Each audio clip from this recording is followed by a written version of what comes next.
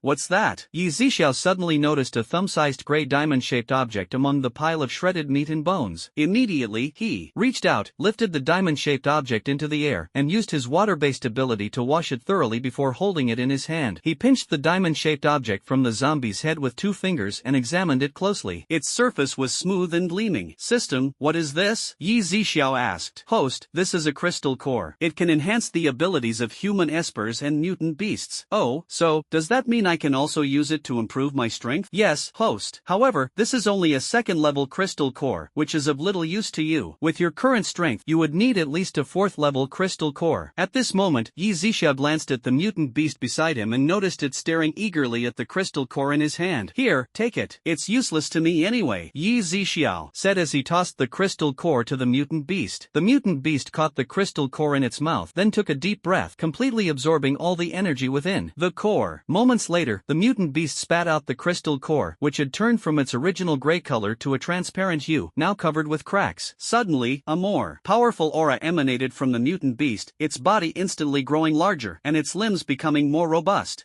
It advanced to the second tier," Yzia remarked. A moment later, he turned and left, but the mutant beast followed closely behind. "Why are you following me?" Yzia turned his head and asked. The mutant beast tilted its head, wagged its tail, and blinked at him with its purple eyes. "Are you planning to follow me?" Yzia asked again, somewhat uncertain. The mutant beast nodded. After pondering for a moment, he said, "I've never kept a pet, let alone a mutant beast. If you want to follow me, you'd better handle your own food and bathroom needs in the future. Of course, as for those blind fools like before, their corpses will be yours." The mutant beast nodded again. "Then let's try to get along first. If it doesn't work out, you can return to where you came from." After saying this, Yzia turned and walked toward the supermarket. The mutant beast nodded, wagging its tail, strutting like it owned the place, and followed closely behind Yzia. Mutant beasts also have intelligence, and Yzia's immense power was evident to it. The crystal cores casually tossed to it could instantly enhance its strength. Such a big shot was someone it had to cling to tightly. Back at the supermarket, Yzia looked at the mutant beast that had followed him inside and said, "You can sleep here." He glanced at the mutant mutant beast's massive body and couldn't help but rub his forehead. Fortunately, the entrance was wide enough. The temperature inside the supermarket was comfortable, around 25 degrees. Even sleeping on the floor would be quite warm, not to mention the beast's thick fur. The mutant beast's eyes lit up, clearly very satisfied with Yzia's arrangement. After all, the weather outside was dozens of degrees below zero. What pleased it even more than the warm and cozy environment was the shelves full of food. Yzia paid no attention to its drooling expression, directly closed the supermarket door, and returned to his room. For now, he hadn't decided whether to keep this mutant beast. After all, compared to raising a pet, he still felt that being alone was more carefree, though he occasionally found it boring. The next morning, Yzia got up, fried 2 eggs, and heated a pack of milk. Just as he was about to enjoy his meal, he suddenly felt a scorching gaze fixed on him from not far away. Turning his head, he met the round eyes of the mutant beast and the drool about to drip from the corner of its mouth. "If your drool falls to the ground, you won't be staying here anymore." Upon hearing this, the mutant beast immediately took a deep breath, sucking back the drool that was about to fall. Yzia had just taken a bite of the fragrant fried egg and hadn't swallowed it yet when he felt that scorching gaze still fixed on him. "Fine." Yzia picked up the egg and tossed it toward the mutant beast. The beast instantly opened its mouth, catching the tempting fried egg in one bite, and swallowed it whole. Yzia. He truly had no idea whether this creature even tasted the flavor. It was gone in an instant, not even a crumb left. Ignoring it, Yzia finished his meal and opened the supermarket door. The mutant beast leisurely walked to the outside of the supermarket, stretched lazily, and then dashed off toward the woods in the park. "How about giving it a name?" Yzia muttered to himself. Not having a name was really inconvenient. Little White? Round Ball? Big Strong? Big White? He found naming it quite a brain teaser. Forget it, let's just call it Big White. At this moment, the mutant beast, unaware that it had been given a name, was leisurely relieving itself in a patch of grass. Shortly after, it looked at the large pile behind it with a proud expression. Although it felt completely relaxed, its stomach began to grow hungry. Fortunately, it still had some stored food, so it headed deeper into the park, ate and drank to its heart's content, licked its fur clean, and then sprinted back toward the supermarket on its sturdy 4 legs. "Big White, from now on, that's your name," Yzia said as he watched the mutant beast charging toward him. Upon hearing the name, Big White excitedly darted back and forth through the woods, playing to its heart's content. Watching its antics, Yzia felt the name might be too elegant and considered changing it to something like White Big Strong or White Big Silly. Time slowly passed, and 5 days later, by now, the temperature had dropped to around -20 degrees, and many survivors began venturing out to search for supplies. Over the past few days, Yzia had sold tens of thousands of goods. Of course, there were people who understood the rules, but there were also those who tried to guilt-trip him into giving away food, crying and wailing. Outside the supermarket, a woman in her 40s and a boy around 11 or 12 were kneeling on the ground, tears streaming down their faces, begging Yzia for food. Earlier, the woman had entered the supermarket to check the rules for purchasing food, but she had nothing of value and could only repeatedly plead with Yzia, hoping he would soften and help them. Seeing that Yzia ignored her, her cries became even more heart-wrenching. These days, Yzia's supermarket has become widely known, and many people have started rummaging through their belongings to find valuable items. At the moment, a few people who had just made purchases were standing at the entrance watching the commotion. After being confined at home for so long, they finally had a chance to come out, and seeing such a scene, they couldn't help but stop and watch, though no one spoke first. "Boss, please have mercy and give my son something to eat. I, as a mother, don't care. If I starve to death, so be it. But my son is only 12 years old." Sob, sob, sob. The woman pounded the ground, crying hysterically, almost fainting. "You have things in the supermarket. Even just 2 packs of instant noodles would do. You can't be so heartless." As she wailed, the little boy suddenly swayed and collapsed to the ground. Son,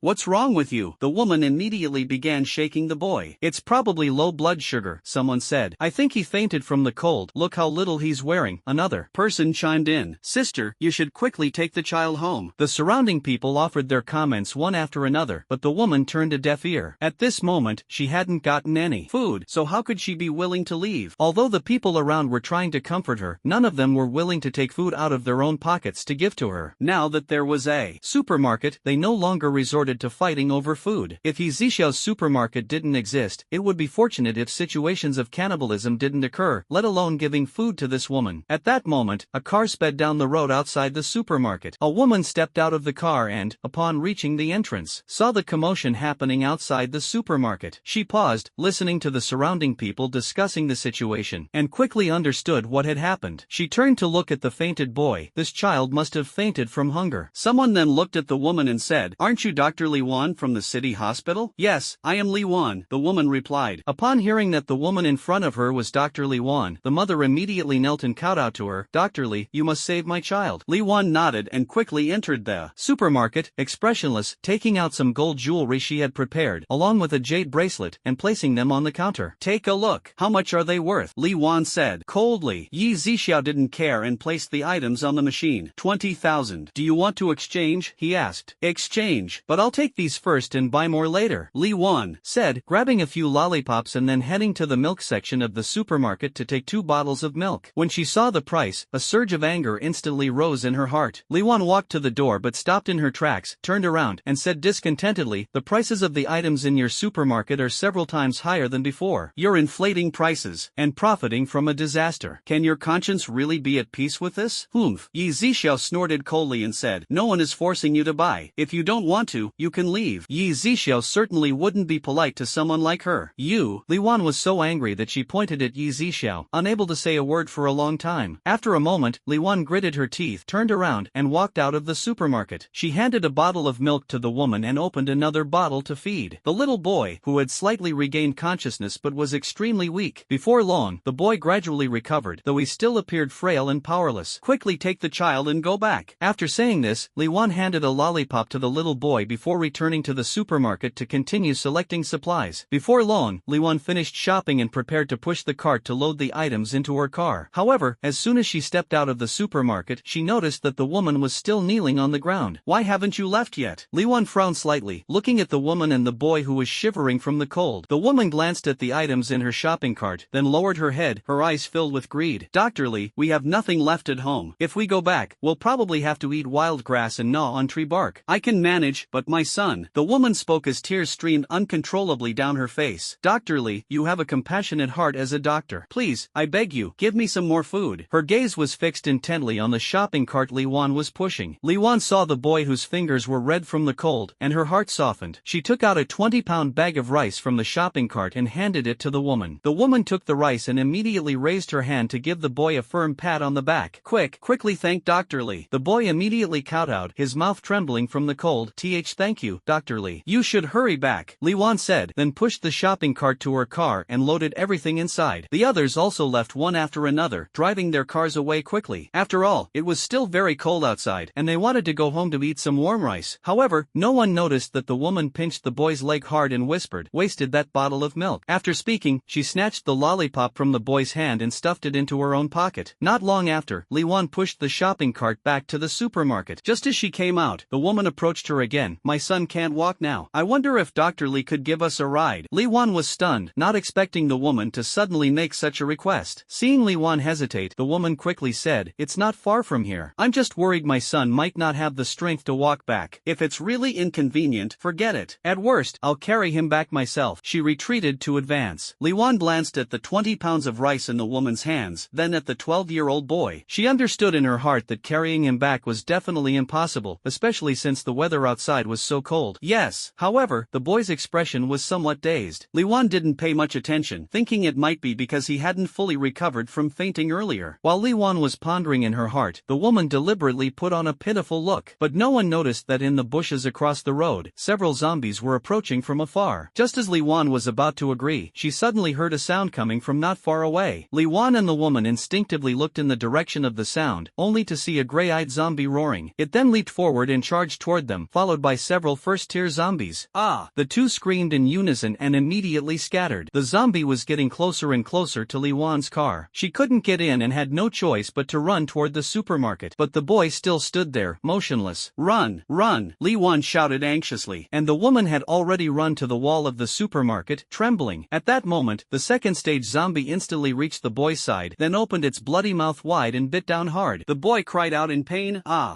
struggling continuously. But the woman didn't even glance back, only focused on trying to escape into the supermarket. Yzia naturally saw this scene, but what these people did, whether they lived or died, had nothing to do with him. Now, this woman wanting to enter the supermarket is simply wishful thinking. After all, her little scheme just now was crystal clear to Yzia. With a wave of his hand, click, the supermarket door automatically locked. Boss, open the door quickly and let us in. Li Wan was just about to enter the supermarket when she found the door already locked. Although she saw that the woman fled without caring about her son's life, this was not the time to dwell on that issue. Watching as several zombies devoured the boy completely and then advanced toward them. The two women frantically began pounding on the supermarket door. Seeing their anxious expressions, Yzia remained completely unmoved. The woman, noticing this, immediately ran toward Li Wan and then pushed her forward. Li Wan looked terrified, instinctively turning back to stare at the woman in disbelief. "You and that boy can help buy me some time. To tell you the truth, that boy isn't my son at all. He's just a fool I met on the road," the woman said as she ran. In fact, just as the zombies attacked earlier, the woman had whispered to the boy, "Don't move." In just a few seconds, Li Wan was surrounded by zombies. Screams echoed, and the sound of tearing and biting was piercing. At this moment, she was filled with immense regret, lamenting why she had been so soft-hearted, why she had stood on the moral high ground to criticize Yzia, only to end up in such a tragic situation. But it was all too late. Just as the woman was relieved to be moving farther away from the zombies, two second-tier zombies suddenly leapt out from the roadside, instantly sinking their teeth into her neck and skull. Everything happened so quickly that she didn't even have time to react before the pain surged over her like a tidal wave. Her screams lasted only a moment before the two second-tier zombies devoured her almost entirely. Yzia shook his head. In truth, if they had just stayed within 2 meters of the supermarket, the zombies wouldn't have been able to approach. Yet, they chose the ugliest side of human nature to end their own lives. "Looks like the zombies are becoming active again," Yzia murmured softly. Then, with a wave of his hand, the supermarket doors opened once more. By this time, the zombies had completely consumed Li Wan and were surging toward Yzia. But as soon as they stepped within 2 meters of the supermarket, a violent sound rang out as a Tier 1 zombie was instantly blasted into the air, its body exploding mid-flight and sending flesh and blood flying everywhere. The Tier 2 zombie, seeing this, froze in its tracks, not daring to come any closer. Yzia slowly walked up to the entrance of the supermarket. "Dabai, come out." At that moment, Dabai, who had been crouched outside the kitchen, immediately bolted toward the supermarket entrance at the sound of Yzia's voice. Raising his hand, Yzia directly blew apart the head of the Tier 2 zombie. Then he turned to Dabai, who had just appeared, and said, "The rest is up to you." After a loud roar, Dabai immediately charged toward the level 1 zombies. In an instant, those zombies also lunged at Dabai, but now as a Tier 2 mutant beast, Dabai easily snapped their necks and crushed their heads. Dabai's movements while killing zombies were steady, precise, and decisive, showing great focus. Before long, all the level 1 zombies were dealt with. Yzia also examined the Tier 2 zombie he had killed and found no crystal core inside its head, realizing that not all zombies had such things in their brains. Among the few level 1 zombies, only 2 white crystal cores were found. Looking at the level 1 crystal core Dabai had brought over, Yzia said, "You killed this zombie, so this crystal core is yours." Dabai didn't hesitate and immediately absorbed the energy from the crystal core. However, upon seeing the ground littered with corpses emitting a foul, putrid stench, it still frowned slightly. At this moment, Dabai was about to enter the supermarket but was stopped by Yzia. "Wait a minute, you're too disgusting." Yzia immediately raised his hand and used his water-based ability to wash Dabai clean. Yzia suddenly thought of something. He also had a fire-based ability, so he might as well just burn these corpses directly. Since he had only recently acquired his abilities, there were many he hadn't fully utilized, and it hadn't occurred to him until now. "Move aside," Yzia said to Dabai, who was shaking off water. Big White quickly darted to the side upon hearing this. Yzia raised his hand, and a wisp of blue flame appeared at his fingertips. Even though Big White was some distance away, he could still feel the heat, and a trace of fear arose in his heart. Yzia flicked the flame lightly, and it split into 9 streaks in the air, heading straight for the corpses. The moment the blue flames touched the corpses, they spread instantly. Within seconds, the corpses turned to ashes, scattering with the cold wind, leaving no trace on the ground. Big White watched this scene, his purple eyes widening in shock. He then looked at Yzia, his face showing an expression of terror. Sensing this gaze, Yzia turned and said, "Scared? Don't worry, as long as you behave, these things won't be used on you." Big White swallowed hard and nodded frantically, his head shaking so much it left after images. In fact, Yzia hadn't expected his fire-based ability to be so powerful, as this was his first time using it. Yzia then turned around, his gaze falling on Li Wan's car by the roadside. He slowly walked over, opened the car door, and stored all the supplies inside into his own space. Nothing should go to waste. With the large-scale outbreak of zombies now, it seems, business will be very bleak for a while, Yzia muttered to himself, turning back toward the supermarket. Big White didn't follow him inside but instead crouched in a corner outside the supermarket, vigilantly observing the surroundings for any more zombies. A few more days passed, and as expected, not a single customer showed up during this time. The temperature had risen to -10 degrees Celsius. Normally, the warming weather would be a cause for joy, but now, with another large-scale zombie outbreak, the situation was even more overwhelming than before. Almost everyone stayed hidden at home, too afraid to go out. Even so, many second-tier zombies still broke through windows and invaded people's homes. The number of zombies continued to grow. Although there were no visitors these past few days, Yzia still encountered quite a few zombies. Most of them were dealt with by Big White, but 4 zombies on par with Big White's strength, Yzia personally stepped in to handle them. Over these days, Yzia obtained a total of 3 second-tier crystal cores and 10 first-tier crystal cores, all of which he gave to Big White to enhance its strength. Now, Big White's power had reached the late stage of the second tier, and ordinary second-tier zombies were no longer its match. That day, just after Yzia finished his lunch, he saw a pickup truck speeding toward the supermarket. With a sharp screech, it came to a sudden stop on the road outside. Behind it, 2 second-tier zombies were in hot pursuit. The car door quickly opened, and a man and a woman jumped out, rushing straight toward the supermarket. "Boss, we're here to buy something," the woman shouted as she ran. The supermarket's automatic doors opened, and as the woman and man stepped inside, their legs gave out, and they collapsed to the ground. They immediately looked outside at the zombies chasing them, still terrified and gasping for air. Dubai spotted 2 second-tier zombies outside and its eyes lit up instantly. It immediately lunged at the zombies that had reached the supermarket entrance. In less than half a minute, Dubai had taken care of both zombies. Using its claws, it rummaged through the head of one zombie but found nothing. Clearly, it was a bit disappointed. Then, it started digging into the head of the second zombie and finally found something. Dubai's eyes brightened as it pulled out a gray crystal core and immediately absorbed it. The man and woman witnessed the scene outside the supermarket, their eyes nearly popping out of their sockets in shock. What is that?" the man stammered, trembling as he looked at Dubai, which stood over 2 meters tall and stretched over 3 meters in length. "That's my pet. You don't need to worry, it won't harm you without reason," Yzia said. At this moment, the two slowly came back to their senses, helping each other stand up, though their legs were still a bit shaky. "Oh," the woman suddenly reacted, quickly pulling a few boxes out of her white shoulder bag and placing them on the counter. As she opened the 3 boxes, they were filled with gold jewelry, necklaces, rings, bracelets. 10,000 deal, she asked. The two nodded in unison. Then, they quickly selected their goods. Watching them prepare so thoroughly, it was clear they had heard about the supermarket beforehand. Apart from essentials like rice, flour, sugar, and salt, they hardly chose anything else. Since there were no zombies outside, the two pushed their cart out to load the items into their car after spending enough to reach 10,000. The area where Yzia was located was sparsely populated, so naturally, there were fewer zombies. The 2 second-tier zombies from earlier had been drawn there by them. However, when the woman glanced at the back seat, she suddenly noticed a cardboard box and remembered that it contained a vase her husband had spent several thousand yuan to buy from a farmer. They had planned to get it appraised later, but with the zombie outbreak and extreme cold arriving one after another, the matter had been put on hold. Earlier, they had heard that the supermarket accepted gold and silver but hadn't mentioned antiques. After all, not every household dealt with antiques, and no one else had brought it up. They had just noticed it listed among the items the supermarket accepted for exchange. "Honey, why don't we take this vase to the owner and see if it's worth anything? Who knows when we'll be able to come out again," the woman suggested. "But what if it's fake?" The man was a bit worried, fearing that the supermarket owner might think they were trying to scam him with counterfeit goods. If that happened, they might end up blacklisted. Finding a supermarket like this was no easy feat, and the man hesitated. "What's the big deal? We'll just tell the owner the truth and see if he wants it or not," the woman said firmly, as if she had made up her mind. She took the cardboard box from the back seat and headed toward the supermarket. After loading the last of the supplies into the car, the man quickly pushed the shopping cart and followed closely behind. Yzia also noticed the woman's return, holding a cardboard box in her arms. "Boss, I have an antique porcelain piece here that's said to be 500 years old. My husband acquired it a few months ago, but we're not sure if it's genuine. If it is, we can exchange it for supplies," the woman hurriedly explained. At this moment, the man also walked in. "Take it out and let me see," Yzia said. The woman quickly placed the box on the ground and took out a blue and white porcelain vase from a pile of straw and newspapers. Yzia took the vase and examined it carefully. It seemed authentic to him, though he had never seen a genuine piece before, so he couldn't be entirely certain. However, with his abilities, he could sense that the vase was at least a century old. As for whether it was truly 500 years old, whether it was from an official kiln or a folk kiln, or even a replica from a century ago, these details would require the system's appraisal. 500-year-old blue and white porcelain, official kiln, value, 1.5 million. The two of them widened their eyes in shock, their faces full of disbelief upon seeing the value. "Do you want to exchange it?" Yzia asked. The two finally snapped out of their daze and quickly replied, "Yes. With so much food, we won't have to risk going out to find food anymore," the man said excitedly. But then the two looked at their car. "Boss, my car doesn't seem to have enough space for all this stuff. If we have to come back again, I'm afraid," the woman said worriedly. Yzia Xiao frowned as well. Indeed, his supermarket wasn't even equipped with a single bag. System, do you have any bags? Yzia asked the system. Host, there is a type of disposable space pocket 15 square meters, 3 meters high. If the goods are not taken out for a long time, it will expire after 1 day. The cost price is 500 each, and it sells for 2,500 each, the system replied. So expensive? Yzia smiled helplessly. A bag for 2,500 yuan, no wonder the system had never mentioned it before. Host, you may not know, but even if this bag is filled, you won't feel any weight, and food will stay fresh within 24 hours. Yzia turned to the two and said, there is a space bag here, priced at 2,500 yuan. It has 15 square meters of space to store things. However, this is a disposable space pocket, and its validity period is 24 hours. The next time you use it, it will lose this functionality. The two were stunned for a moment, thought about it, and although it seemed somewhat unbelievable, they still nodded and said, alright, boss, we'll buy one. Yzia then purchased 10 of these bags from the system as well, just in case. The bags appeared out of thin air on the counter, startling the two people in front of him. Don't be afraid, this is spatial ability. Yzia wanted them to believe it wasn't some supernatural phenomenon. Only then did the two nod, as they had recently heard some stories about ability users. Once your purchases reach the required amount, the bag will automatically notify you, Yzia said, handing out a bag. The two tried to take it, their expressions filled with doubt and curiosity, and then began selecting supplies. Even after buying a large number of items, they still felt no weight, leaving them utterly amazed and speeding up their packing process. During this time, Yzia restocked twice, especially with rice and flour. When the two reached the corresponding price, a red exclamation mark appeared on the bag, and they finally stopped. Before leaving, they bowed to Yzia in thanks and then departed. Just as the two left, the system's voice sounded. Host, the sold supplies have exceeded 10 million, and you can now perform a lottery draw. At that moment, a pale blue will suddenly appeared before Yzia. Shapeshifting pill, 100 level 5 crystal cores, 50 level 6 crystal cores, 10 level 7 crystal cores, 5 level 8 crystal cores, invisibility pill, laser sword, strength upgraded to the next level, unlock the next floor of the supermarket, thank you for your patronage. He could understand everything else, but this shapeshifting pill left Yzia a bit puzzled. What is the shapeshifting pill? Host, this is the pill that transforms mutant beasts into humans, the system replied. Yzia glanced at the frolicking Dabai at the door, thinking to himself that if he could transform it into human form, it would be much more convenient. After all, Dabai's current size was too large, and it would only continue to grow in the future. Host, would you like to proceed with the lottery draw? The system asked. Yzia immediately clicked confirm below the wheel. The pointer on the wheel spun rapidly, and when it finally stopped, it did not point to the shapeshifting pill but to 50 level 6 crystal cores. Instantly, 50 blood-red crystal cores appeared before Yzia. Feeling the presence of these crystal cores, a desire surged within him to absorb them all. So this is what it feels like. At this moment, Yzia understood why Dabai had shown such an expression the first time it saw this crystal core. It turned out to be an instinct. Previously, Yzia hadn't felt anything because those crystal cores were of too low a level and were of little use to him. Yzia absorbed all the energy from the crystal cores without hesitation. The red energy continuously surged into the center of his forehead. A few minutes later, the 50 blood-red, level 6 crystal cores before him had turned into transparent, energy-depleted empty shells. At this moment, Yzia's body suddenly emitted an even more powerful aura of pressure. Congratulations to the host for successfully breaking through to the early stage of level 7. Lifespan increased to 500 years. Yzia was momentarily stunned, then overjoyed, quickly sensing the changes in the abilities within his body. Outside the door, Dabai also sensed the energy fluctuations and understood that Yzia's strength was increasing again. At this moment, Dabai's intelligence was already equivalent to that of an 11 or 12-year-old child, and as its strength grew, its intelligence continued to improve. In a villa in the suburbs, Jiang Lele lay on the bed, her lips pale, her forehead covered in fine sweat, and her increasingly frail body marked with countless bruises and purple scars. Jean, who leaned against the headboard, smoking a cigarette. Amid the swirling smoke, the already weak Jiang Lele was choked into a fit of coughing. Jean, who not only showed no restraint but took a deep drag and continued puffing away, his face showing enjoyment as he listened to Jiang Lele's painful gasps and coughs. Jiang Lele had long understood Jean, whose twisted nature. Every time she endured hours of torment, she suffered immense pain. Even after it ended, Jean, who would still relish her miserable state to satisfy his warped psyche. At this moment, her only thought was to find her next protector, not only to escape Jean, who but also to withstand the harshness of the apocalypse. Swoosh! A few days ago, Jiang Lele had planned to make another trip to the supermarket to win over Yzia in one fell swoop, but she hadn't anticipated another large-scale zombie outbreak, forcing her to temporarily suppress the idea. Yzia was her ideal choice. She firmly believed that no cat could resist the temptation of fish, it was just that she hadn't given enough yet. Jean, who looked at Jian Leilei's state, smoked several cigarettes before stopping, and then walked to the window, gazing at the base 800 meters away, which was being constructed day and night. It was originally an abandoned sports arena, and Jean, who had gone to great lengths to acquire the land when he visited City A. Now, the arena was undergoing intensive renovations, with the residential and office buildings inside already in place, only needing reinforcement. On the tops of several tall buildings, a few individuals held silenced rifles and sniper rifles, scanning the surroundings. If any zombies approached, they would immediately pull the trigger. When the base construction is almost done, I still need to go to the supermarket to purchase some more supplies, Jean, who muttered to himself. He hadn't bought too many things before because there was no place to store them. Although he felt a bit reluctant to part with his collection, food was now the most critical need. The current state of the world had gone far beyond his expectations. Valuable items might not even be worth a bag of rice in the future. Jian Leilei's eyes lit up when she heard Jean, who mentioned the supermarket, as if she had seen a glimmer of hope. This also made her feel that the pain in her body had slightly eased. She began calculating in her mind, determined to make Jean, who take her along when the time came, so she could find an opportunity to get closer to Yzia. Just then, there was a knock on the door. Who is it? Jean, who asked in a deep voice. Tiger Lord. Feng Yun's voice came from outside. He had been waiting at the door for over an hour, and only when there was no movement inside did he muster the courage to knock on the door. Upon hearing Feng Yun's voice, Jean, who immediately turned around and opened the door, then walked with Feng Yun to the study on the first floor. Once Jean, who was seated in the leather chair behind the desk, Feng Yun took out a black velvet pouch from his pocket, opened it, and placed it on the desk. Inside were 6 second-level crystal cores and 23 first-level crystal cores. Jean, whose eyes lit up at the sight, and without hesitation, he absorbed all the crystal cores, his aura instantly becoming several times stronger. Congratulations, Tiger Lord, on successfully advancing your ability to the 3rd tier, Feng Yun said with a slight bow. Feng Yun, you've done well. Continue arranging for them to hunt zombies. Yes, Feng Yun replied respectfully. Feng Yun, how long do you estimate it will take to complete the construction of this base? Probably another 10 days or so. Alright, by then we'll need to go to the supermarket to purchase some more supplies. Jean, who nodded and said, Tiger Lord, but those exchanged items are all your treasured possessions. Before Feng Yun could finish speaking, Golden Tiger raised his hand to interrupt. I'm merely placing these items in that kid's hands, temporarily. In the future, he'll have to obediently hand them over, and not just these, but also his supermarket and the secrets within. Yes, Tiger Lord, Feng Yun responded respectfully. Come here. Golden Tiger beckoned with a wave of his hand. Feng Yun immediately walked over. Jean, who reached out and grabbed the upper part of Feng Yun's thigh. Feng Yun's expression barely changed, as if already accustomed to this kind of contact. I've neglected you lately. You haven't gone looking for someone else, have you? Jean, who asked with interest. Your subordinate wouldn't dare. Feeling Jean, whose hand, Feng Yun's heart gave a jolt, but he gritted his teeth and replied, After I've had my fun for a while, I'll hand that bitch over to you to do as you please, just like before, Jean, who said, his expression turning especially sinister and terrifying. Record her final moments for me to enjoy later. Why yes, boss who? Feng Yun's voice trembled.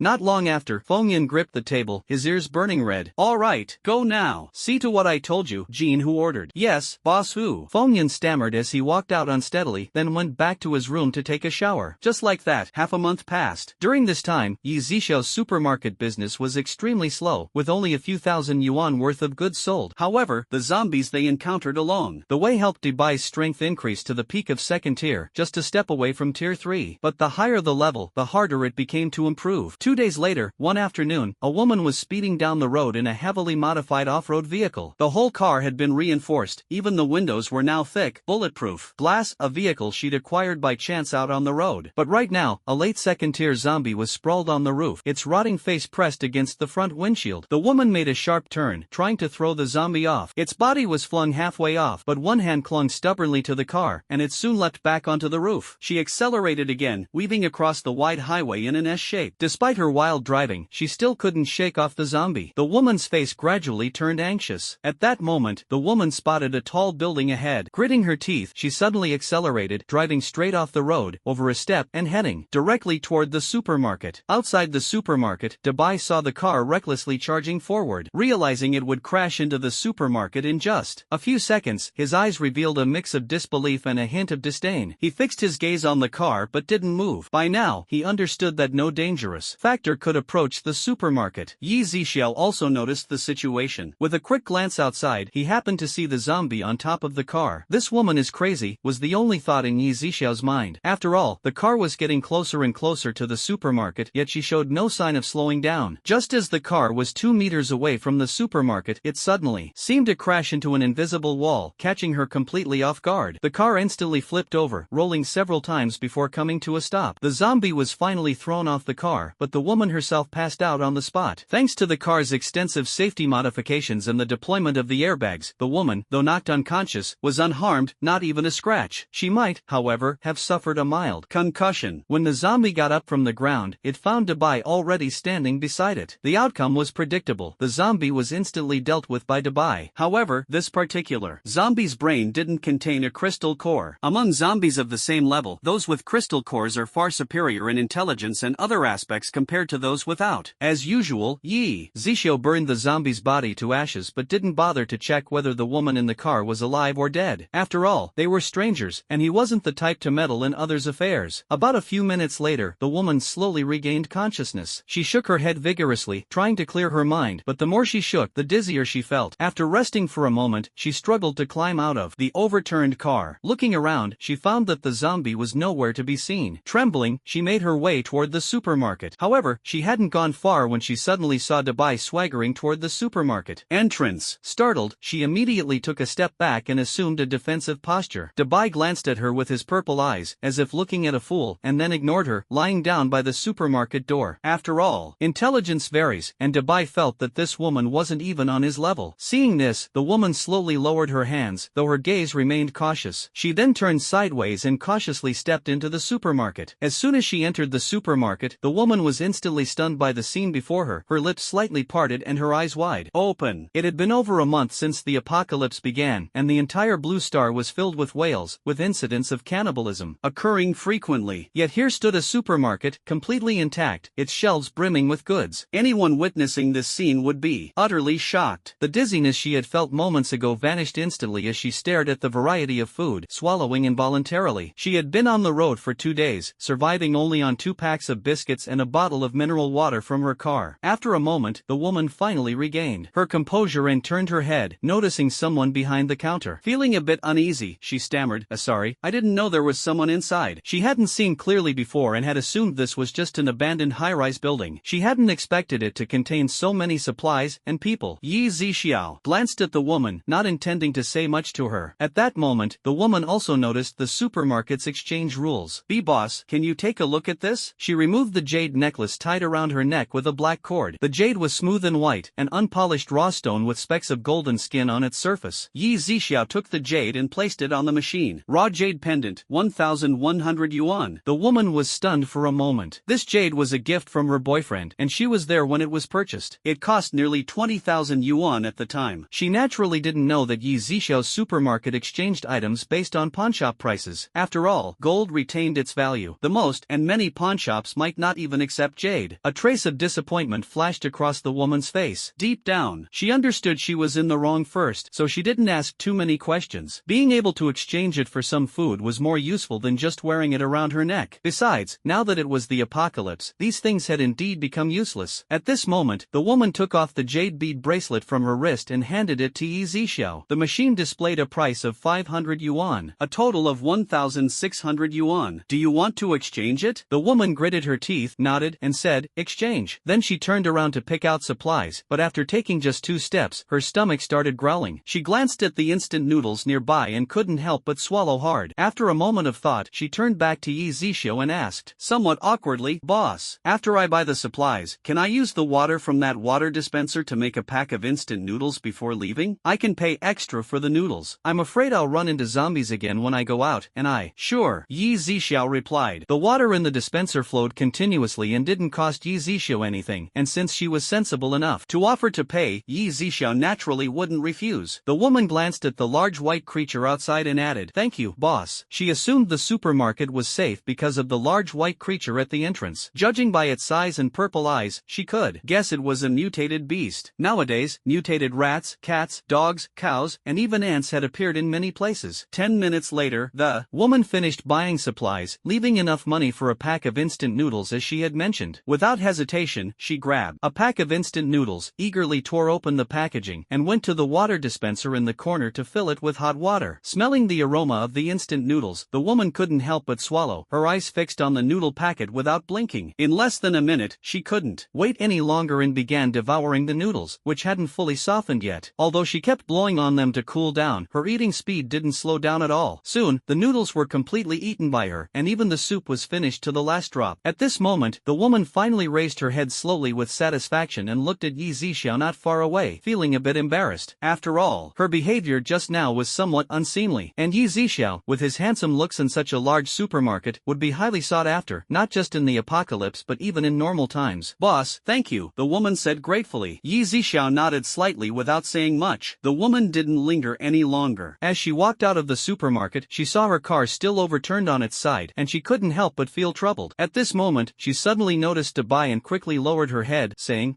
could I trouble you to?" The woman didn't seek help from Yzia because she thought he might not be able to assist her. Dabai ignored her, as if it hadn't heard anything. Gritting her teeth, she opened a pack of sausages, took one out, peeled it, and handed it to Dabai. "Help me, and this will be yours." Big White still paid no attention, seemingly indifferent to her offering. The woman noticed the disdainful expression in Big White's eyes, gritted her teeth again, and took out the entire bag of sausages. "Is this enough now?" Big White's eyes lit up, and then it stood up, leisurely walking over to the overturned car. Extending one plump leg, the car was instantly set upright. The woman beamed with joy and quickly stepped forward, looking at Big White and saying, "Thank you so much." She had only intended to give it a try, never expecting it to actually work. Afterward, the woman loaded her belongings into the car, returned the shopping cart, and left with heartfelt gratitude. Not long after, two large trucks sped to a stop outside the supermarket. The front and wheels of the trucks were covered in shredded flesh and fresh blood, clearly the remnants of collisions and crushing zombies. Yunnan was the first to jump down from the first truck, followed by 5 others, one of whom was the water element ability user, Zheng Kursen, who had visited before. Each of them carried a box. "Brother Yi," Yunnan called out with a bright smile as soon as he entered the supermarket. "Boss Yi," Zheng Kursen also greeted. Yzia nodded slightly. Then, they opened the boxes, which were filled with various exquisite items. As the items were taken out one by one, luxury watches, gold and silver jewelry, and jade artifacts were all revealed. After being calculated by a machine, the total value of all the items reached an astonishing 9.8 million. Adding the previous 100,000 deposit, they had a total of 9.9 million worth of resources to allocate. "The items on the supply list you gave me earlier are worth 9 million in total. Now, you can still purchase 900,000 worth of supplies," Yzia said. "Then let's buy 900,000 worth of rice," Yunnan replied. "Alright," Yzia agreed with a nod. The three of them then walked out of the supermarket, and Yzia directly retrieved the supplies Yunnan needed from the system store. In the blink of an eye, all the items appeared on Yunnan's 2 large trucks. Everyone watched in shock as the previously empty trucks were suddenly fully loaded with supplies, leaving them utterly dumbfounded. Even though Yunnan and Zhang Kursen knew that Yzia possessed spatial abilities, they were still overwhelmed by the scene before them. Not only did they suspect that Yzia had awakened dual-element abilities, but they were also amazed by how effortlessly he made such a large amount of supplies appear, as if they were inexhaustible. If they knew the extent of Yzia's current power and that he had awakened all-element abilities, they would likely be too stunned to speak. At this moment, Yunnan couldn't help but feel a bit regretful. Why hadn't she tried harder to recruit Yzia into her team when she first met him? "Alright, you can have someone check it over," Yzia said, looking at the still-dazed Yunnan. No need, Brother Yi. I completely trust your work," Yunnan hurriedly replied.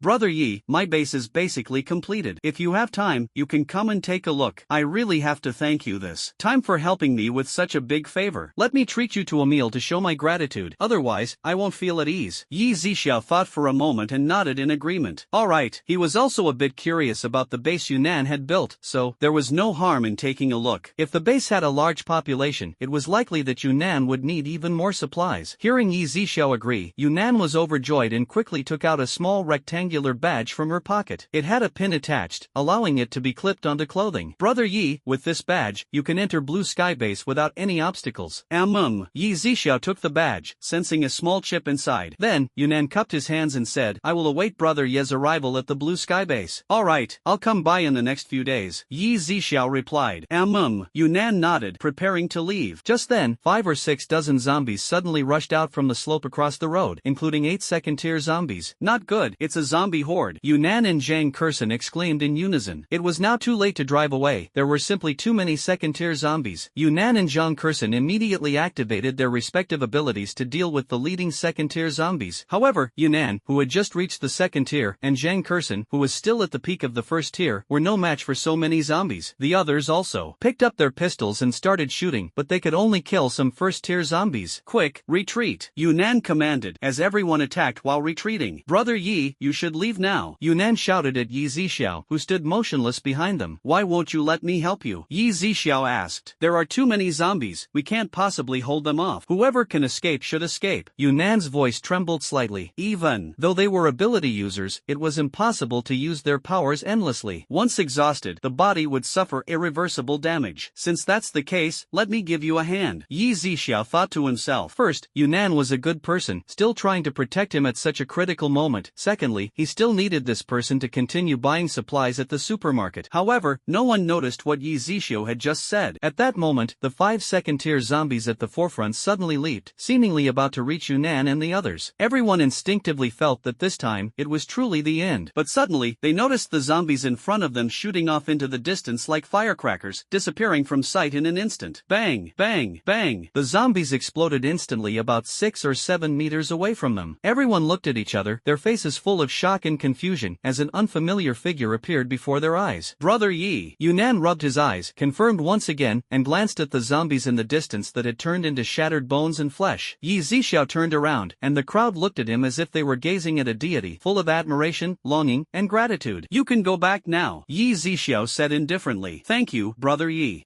Words cannot express everything. Yunnan cupped his hands, deeply grateful in his heart. He didn't want to stay any longer, as there were so many supplies in the car, and he wanted to avoid any unnecessary complications. Zhang Kursen also nodded to Yzia before getting into the car and leaving. Although she didn't say much, the gratitude in her eyes was unmistakable. Yzia then placed the badge given by Yunnan into his space, cleaned the crystal cores of the zombies from earlier, and handed them to Dabai, who had just returned from frolicking outside. Dabai's aura instantly surged, now just one step away from reaching the third tier. If it absorbed a few more second-tier crystal cores, it could become a third-tier mutant beast. Yzia looked at Dabai's state and nodded slightly. As soon as he stepped into the supermarket, the system's voice rang out. Congratulations, host, you have earned a chance to spin the lottery. As the words fell, the lottery wheel appeared before Yzia once again. Without hesitation, he began the draw. As the wheel spun rapidly, it finally stopped, and the pointer landed on the transformation pill. In an instant, a light cyan pill appeared out of thin air, emitting a rich medicinal fragrance. Yzia immediately picked up the pill and examined it carefully. Apart from a few unknown patterns engraved on it, there seemed to be nothing particularly special about it. Dabai, he called out. Hearing Yzia's call, Dabai immediately rushed into the supermarket. Do you want to take on a human form? Yzia asked. Big White blinked its purple eyes, somewhat puzzled. I have a pill here. If you take it, you can take on a human form. Do you want to try it? Yzia continued. Big White thought for a moment, then nodded vigorously. Alright, open your mouth. Yzia tossed the pill into Big White's mouth. Instantly, a green light enveloped Big White's entire body, and a hint of fear and pain appeared in its eyes. A few minutes later, a dazzling white light suddenly appeared, and Yzia instinctively squinted slightly. As the white light faded, a delicate and fair-skinned young boy was lying on the ground. Dabai had just transformed from a mutant beast into human form, completely naked. Yzia looked at the scene before him and couldn't help but feel his eyes burning, even more so than the previous white light. He quickly retrieved a few men's clothes from his spatial storage and threw them onto Dabai to cover up the awkward situation. At this moment, Dabai finally came to his senses, extending his hands to examine them carefully, his face overflowing with joy. He wanted to speak but found himself unable to do so just yet. Then, he looked at Yzia, who stood calmly nearby, and excitedly leapt onto him to express his happiness. However, he leapt up, and the clothes draped over him instantly fell off, leaving Yzia as a glaring white ornament. Yzia was filled with frustration, secretly regretting his decision to transform Dabai. Get down, he commanded. But Dabai remained unmoved. Suddenly, a powerful aura forced Dabai back several steps. Yzia immediately turned around. Dabai looked aggrieved, blinking his purple eyes as if he was about to cry. You are in human form now. Pay attention to your image. Quickly pick up the clothes on the ground and put them on properly, or else. Yzia didn't finish his sentence, but the crackling ball of electricity in his hand was already ready to strike. Dabai was instantly startled and quickly picked up the clothes on the ground to put them on. After a while, hearing no movement, Yzia turned to look, only to find that Dabai had put the clothes on all wrong, with no distinction between head and feet. Yzia took a deep breath, trying hard to suppress the volcano of anger brewing brewing inside him, and then searched for a clothing tutorial on his phone. Take this and study it carefully. If you don't wear it properly, you're not allowed to come out. He handed the phone to Dubai. Big White took the phone, intending to find a place with both hands, but when Yzia glanced at him, he immediately straightened his posture and then walked inside with an extremely exaggerated gait. Yzia helplessly rubbed his forehead. After all, Big White's looks were still very striking, but this high-value, charming young man walked with a gait that seemed completely indifferent to the world, almost comparable to the way a first-stage zombie moves. After Big White left, Yzia exchanged the recently acquired items with the system, earning 49.6 million. About half an hour later, Big White finally came out from inside, and apart from his collar being slightly disheveled, everything else was dressed quite neatly. "Master," Big White suddenly called out. Yzia was momentarily stunned, not expecting Dubai's first words to be these two. "Now that you've taken human form, you can call me boss, or brother Yi if you prefer." "Bo, SS," Dubai called out again, though his speech was still somewhat clumsy. Afterward, Yzia found some videos on his phone to help Dubai learn basic life skills and let him sit in the dining room to study them slowly. In the evening, Yzia prepared dinner for two. Although he didn't particularly enjoy cooking, he opted for the simplest dish, fresh meat dumplings. Considering Dubai's appetite, he cooked a full 5 bags of dumplings. When the dumplings were served, Yzia had a large plate in front of him, while Dubai had an enormous bowl. After an afternoon of learning, Dubai was still clumsy with chopsticks, dropping them several times and almost resorting to burying his head in the bowl to eat directly. But under Yzia's watchful gaze, he had no choice but to keep trying to master the use of chopsticks. Although Dubai managed to finish the entire bowl of dumplings, it took him over an hour. When it was time to sleep, Yzia took out 2 quilts he had collected from other supermarkets earlier, along with a pillow, and placed them on the floor next to the dining area. 2 quilts, one to lay underneath and one to cover yourself with, Yzia reminded with some concern. "Got it, boss." Dubai nodded and immediately darted into the quilts. So soft, Dubai rolled around in the quilts. The supermarket had a self-cleaning function that activated every night at 9 o'clock, though Yzia could customize the timing. As a result, the floor always remained clean. 3 days later, over the past few days, Yzia had been teaching Dubai basic life knowledge and walking posture. Dubai did not disappoint him, demonstrating impressive learning ability. Additionally, during these 3 days, they had killed quite a few first and second-tier zombies outside the supermarket. Dubai absorbed the crystal cores from these zombies, advancing his strength to the early stage of the 3rd tier. His intelligence had also improved significantly, roughly equivalent to that of a 16 or 17-year-old. "Boss." Dubai came over carrying a bowl of tang yuan and handed it to Yzia. This was Dubai's first attempt at cooking. Although it was just frozen tang yuan, being able to prepare it was already a significant improvement. "You should be aware of most of the things in the supermarket by now, right? Tomorrow, I'm heading out for a bit, so you'll stay home and look after the supermarket," Yzia said. "Got it, boss." Dubai nodded. Over the past 2 days, Yzia had also added Dubai to the employee list of the system supermarket. Although Dubai was an employee, he couldn't take supplies at will, but the water from the supermarket's dispenser was free to drink. The next day, Yzia placed the pork he had previously collected from other supermarkets in the kitchen, letting Dubai eat it when hungry, as he wasn't sure how many hours he would spend at the base. Then, Yzia took out the G-Class from his spatial storage and, under Dubai's reluctant gaze, drove off swiftly toward the blue sky base. The temperature had now dropped to around 3 degrees, and the snow on the ground had melted. The car moved smoothly along the road, encountering occasional zombies, which Yzia dealt with by shooting them in the head, collecting a considerable number of crystal cores. In less than half an hour, Yzia arrived at the entrance of the blue sky base. The 4 large characters of blue sky base were displayed above a sturdy metal gate. Yzia got out of the car and stored the G-Class back into his spatial storage. Surrounding the base was a tall concrete wall, covered with spikes and layered with electric grids. "Looks like this base is quite large. It really is the biggest factory in City C," Yzia muttered to himself. He then walked to the entrance and saw the identification screen on the gate flashing with blue light. Remembering the badge Yunnan had given him, Yzia immediately retrieved it from his spatial storage and scanned it on the identification screen. Click! The gate opened instantly. After Yzia stepped inside, the gate quickly closed again. The scene before him revealed dozens of people, some looking distressed, while others appeared energetic. Turning his head, he noticed a security booth near the entrance, but it was currently unoccupied, with only a thick stack of flyers inside. Yzia walked over, picked up a flyer, and began reading it. The first page read, "The base not only has dozens of generators, hundreds of air conditioners, and ample food supplies, but also guarantees the safety of any residents staying at the Blue Sky Base. Within the base, you no longer need to fear the life-threatening extreme weather, food shortages, or the threat of zombies. Below are the monthly fees. Shared rooms, including 2 meals a day, 30 35 grams of gold or items of equivalent value. Standard single room, 9 square meters, including 3 meals a day, 80 grams of gold or items of equivalent value. Deluxe single room, equipped with a private bathroom and kitchen, including 3 meals a day, 160 grams of gold or items of equivalent value. Standard double room, including 3 meals a day, 110 grams of gold or items of equivalent value. Deluxe double room, equipped with a private bathroom and kitchen, including 3 meals a day, 180 grams of gold. Deluxe suite, 3 bedrooms and 1 living room, equipped with a private bathroom and kitchen, including 3 meals a day plus a midnight snack, 500 grams of gold. Crystal core exchange rates. Level 1 crystal core is worth 8 grams of gold. Level 2 crystal core is worth 30 grams of gold. Recruitment information. 30 cleaners. Benefits include free accommodation in shared rooms and shared room privileges. 8 chefs. Benefits include free accommodation in standard single rooms and standard single room privileges. Unlimited number of ability users. Deluxe single room. These are just the preliminary rules of the Blue Sky base, and any changes will be announced in advance. After reading, Yzia placed the flyer back in its original position and continued walking inside. The base has several tall buildings with more than 10 floors, which were previously office buildings and employee dormitories. The exterior has been reinforced with extremely sturdy defenses. Some production workshops and warehouses have also been converted into shared rooms, standard single rooms, and double rooms. Yzia continued walking further inside. Yzia? A voice made Yzia stop in his tracks. Looking up, he saw a man in his 20s with a prominent belly staring at him, and beside him was a seductive woman holding his arm. Yzia didn't immediately recognize the person, but he felt a sense of familiarity. I'm Wu Tianming. Don't you remember me? We lived together for a few years at Sunshine Orphanage when we were kids, Wu Tianming said as he walked up to Yzia. Yzia frowned slightly. Of course, he knew who this person was. There was once a wealthy couple who wanted to adopt him, but Wu Tianming had played a little trick, making the couple mistakenly believe that Yzia had a bad temper. In the end, they chose Wu Tianming instead. This incident not only caused the couple to misunderstand Yzia but also led many of the orphanage's teachers to distance themselves from him, which gradually contributed to his solitary personality. Yzia hadn't expected to run into Wu Tianming here today, and his current physique was completely different from his once frail and skinny appearance. Now, he was burly and stocky, with a body full of fat. Do you remember now? Wu Tianming asked again. Yzia responded indifferently. Seeing that Yzia remembered him, Wu Tianming walked over and reached out to pat Yzia on the shoulder. But Yzia sidestepped instantly. Wu Tianming froze for a moment, a flash of displeasure crossing his face, though he didn't act on it. Wow, I really didn't expect to run into you here. Are you planning to move into the Blue Sky base too? Before Yzia could answer, Wu Tianming took a step back and openly looked him up and down, clicking his tongue. Zixiao, I imagine life hasn't been easy for you these past years, has it? Wu Tianming said, then turned to glance at the seductive woman with a 36E figure standing nearby. He rolled up his sleeve, revealing a luxury watch worth tens of thousands. The seductive woman also cast a disdainful look at Yzia. Indeed, Yzia's attire was plain, his outfit seemingly worth no more than a few hundred yuan, and it looked somewhat thin. He wore no luxury watch, nor was he accompanied by a woman. Wu Tianming quickly concluded in his mind that Yzia hadn't been doing well. Tianming, let's go. How can someone like him even talk to you? Before the apocalypse, people had to line up just to do business with you or exchange a few words, the seductive woman said, glancing at Yzia with a face full of contempt. Hey, Bauer, no matter what, Yzia and I grew up in the same orphanage. If I run into him, I should help him out, Wu Tianming said, then turned to Yzia. Don't say I never help you. My adoptive parents know the leader of the Blue Sky base, and I'm good friends with him too. I can ask him to save a janitor job for you so you can at least have something to eat. Oh, are you talking about Yunnan? Yzia raised an eyebrow and asked, how dare you call the base leader by name? Do you even want to stay at the Blue Sky base? Wu Tianming quickly looked around nervously. You can both get lost, Yzia said coldly. Who are you? Telling to get lost, you broke loser? The seductive woman stepped forward, raising her hand to shove Yzia. But before her hand could touch his clothes, an invisible wave of energy sent her flying several meters away. She landed face down, sprawled out on the ground. Yzia, how dare you attack someone at the Blue Sky base? Mark my words, you'll pay for this, Wu Tianming shouted, pointing at Yzia while running toward the seductive woman. Bauer, are you okay? He hurriedly helped the face-down woman up, but when he saw her current appearance, his expression shifted instantly from concern to disgust. Her surgically enhanced nose was crooked, blood streaming from it. Her cheeks were swollen, like a pig's head, and there was a scraped wound on her skin. Ah! The woman finally realized what had happened and began to scream, her voice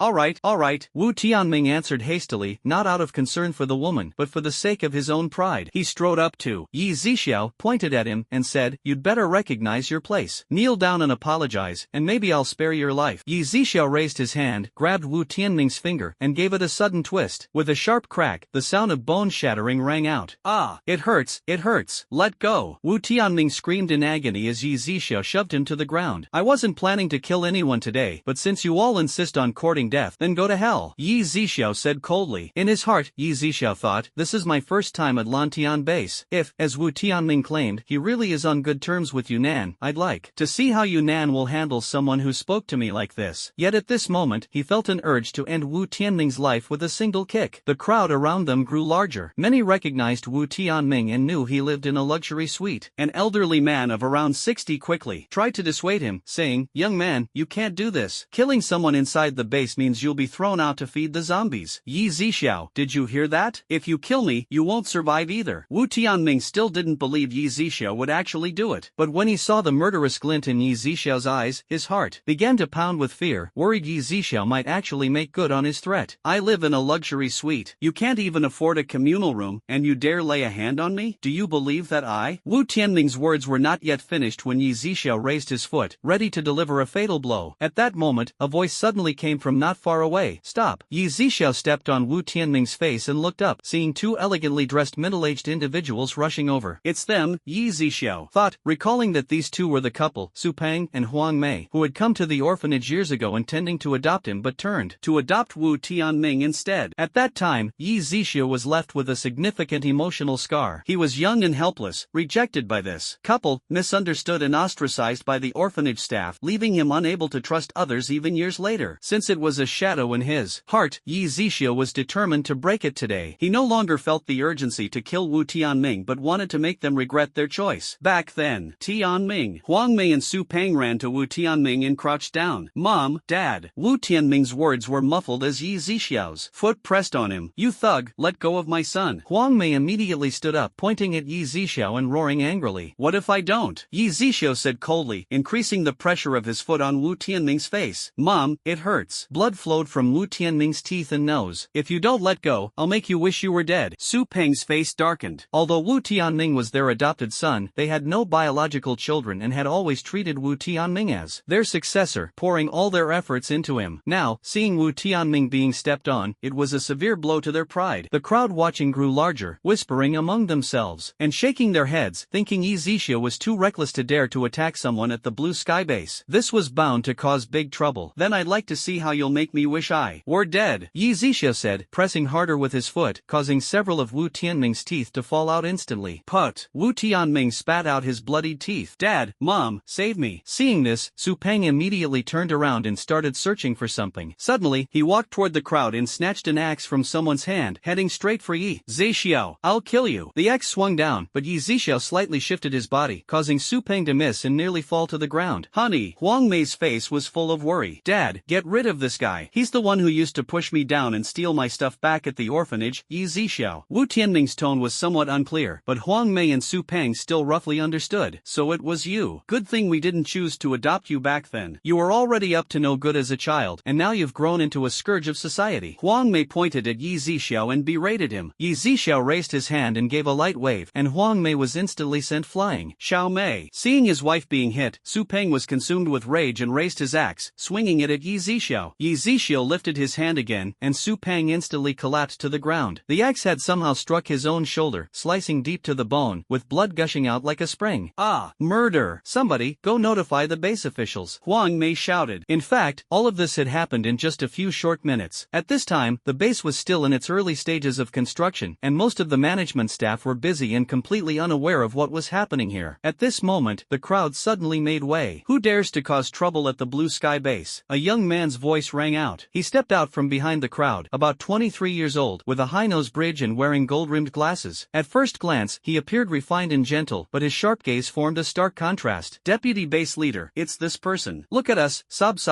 Deputy Base Leader, you must give us justice." Huang Mei pointed at Yzia, crying as she complained. Yzia sized up this person, understanding in his heart that he was likely the other fire ability user Yunnan had mentioned. The young man looked at Yzia, his eyes narrowing slightly. Instead of hastily questioning him based based on Huang Mei's one-sided account, he introduced himself. I am Yuan Shi, the deputy leader of the Lantian base. After speaking, Yuan Shi gave Yi Zixiao a slight smile and nodded. Yi Zixiao felt a bit puzzled. After all, this was their first meeting, and even if Yunnan had mentioned him, it was impossible for him to know what he looked like. Huang Mei and the others were completely baffled by the situation before them. The people around them also exchanged confused glances, not knowing what to do, merely speculating in their hearts. The deputy base leader doesn't plan to hold me accountable? I just beat up someone staying in your luxury suite like this. Yi Zixiao asked with great interest. Mr. Yi, you must be joking. You are an honored guest of the Blue Sky base. Naturally, they were blind to offend you, Yuan Shi replied with a smile. Yuan Shi shook his head. I don't know him, but he once again looked at Yi Zixiao's hand. Yi Zixiao followed his gaze and looked down, discovering that he was holding a rectangular tag with a small portion exposed. At this moment, Yi Zixiao understood that the tag Yunnan had given him was different from the others, which was why Yuan Shi could recognize his identity at a glance. The deputy base leader truly has sharp eyes and keen observation, Yi Zixiao said with a smile. Mr. Yi flatters me. Yuan Shi cupped his hands. Deputy base leader, we have a good relationship with the base leader. This person has broken the rules of the base, and yet you are engaging in favoritism. How can people trust you in the future? Su Pang said through gritted teeth, enduring the pain. Rules? You have offended an honored guest of the Blue Sky base. I now declare that you are expelled from the Blue Sky base and will never be allowed to set foot here again. Yuan Shi said coldly. I want to see the base leader. Yes, we want to see the base leader. Huang Mei and Su Pang looked indignant. Just because they've met the base leader's family a few times before, they act so out of line. Men, throw these people out. Yuan Shi ordered the few strong men who had come with him earlier. The strong men were about to step forward when Yi Zixiao said, wait a moment. Simply throwing them out would be letting them off too easily. Yuan Shi immediately raised his hand to stop the strong men. Wu Tianming understood very well that Yi Zixiao was no longer someone to be trifled with. Even the deputy base chief treated him with respect. He realized that if he got thrown out now, it would be as good as a death sentence, so he quickly began to beg for mercy. Yi Zixiao, I was wrong, please, spare me. Yi Zixiao pressed down harder with his foot, causing fresh blood to pour from Wu Tianming's mouth. Tell me, what exactly did you do wrong? And explain clearly what happened back then. Maybe if I'm in a good mood, I'll let you live. Wu Tianming hesitated, but Yi Zixiao pressed down even harder, knocking out several more of his teeth. Blood mixed with saliva dribbled from his mouth. I'll talk. Wu Tianming quickly agreed. He immediately began to speak, recounting the events of that year in full detail, including his inner thoughts, how he framed Yi Zixiao, how he lied to the volunteers and teachers at the orphanage, and even how he incited other children at the orphanage to ostracize Yi Zixiao. Wu Tianming revealed that he had once placed other children's belongings into Yi Zixiao's drawer to falsely accuse him of stealing. In the end, while Yi Zixiao was completely unaware, Wu Tianming retrieved those items from Yi Zixiao's drawer in front of the other children and returned them to their owners. All of this was done quietly, making him appear as a hero. At this moment, Yi Zixiao finally seemed to understand why the children who ostracized him were unwilling to play with him. It was all Wu Tianming's doing behind the scenes. Huang Mei and Su Pang, upon hearing this, were utterly incredulous and refused to believe it was true. Impossible. You forced Tianming to say this. Huang Mei pointed at Yi Zixiao, her emotions somewhat agitated. Did I force you? Yi Zixiao turned to ask Wu Tianming. No, it's all true. If I'm lying, may I be struck by lightning. Wu Tianming swore. Alright, you can go die now. Yi Zixiao's tone was as cold as ice. Didn't you say you'd let me go? I said I'd let you go if I was in a good mood, but I'm not in a good mood. Yi Zixiao finished speaking, and then came the sound of a crack followed by the noise of a skull fracturing. Yi Zixiao withdrew his foot, and Wu Tianming's skull was already deformed, his eyeballs protruding. He was dead beyond any doubt. He's killed someone.